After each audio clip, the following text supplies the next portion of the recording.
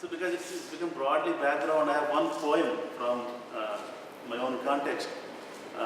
The poet is writing about the earlier Marxist writers and poets, basically saying that you write about the world, you write about all the social problems in the world, whether the Vietnam War or imperialism and so on. You have not written about the untouchable and Dalits. So asking that writer, saying, so there is a poem, I'm sure like this. Thanks. The poem is called Pardon by Sikhamani, translated by Sarath Davala.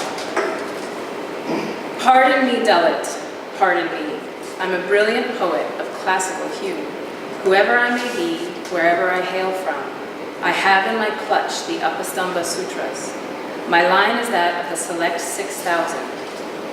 Pardon me, Dalit, in a 1,000-year history of poetry drooling with sensuality and blinding devotion, I could not write a word about you. You have no qualities of a warrior hero, the guardians of aesthetics affirm.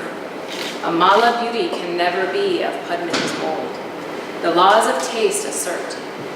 A Shudra's poetry is corrupt, like sweets, defiled by the touch of a crow, Uppakavi declares. How can I write poetry about you? Tell me. How can I bestow on you the honor of being the subject of verse? Pardon me, Dalit, I am a modern poet, if it comes to that, most modern. I respect the law of honors and bow before awards. This golden goose, my job, I fear to lose. How can I write about you? Tell me. About heroic Vietnam, the Red Square, Berlin Wall, starvation in Somalia, about those I can write. But how can I write about the suppurating sore of Chunuru, the pounding pestles of Karamchedu, the still live fire of Mirupunda? Global poet that I am, how can I write about the Mala state? I, who once impatiently required that others take a stand, now, at this historical juncture, I stand wavering.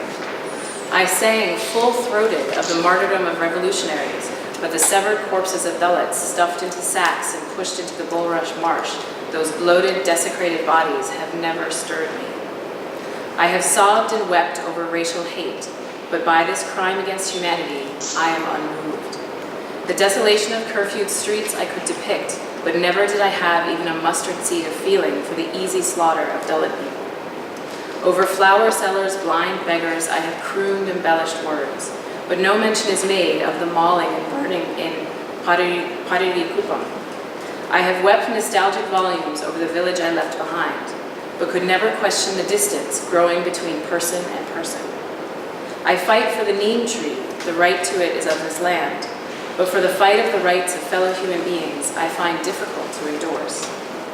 I come from a nation which, after its low-caste vice president has unveiled a statue, cleanses it with ritual milk. I believe that economic equality will bring social equality. I also believe that class war can be won without annihilating caste. I tilt my sword in the air as in a dream. Pardon me, Dalit. To appreciate the real picture of this nation, I need another life.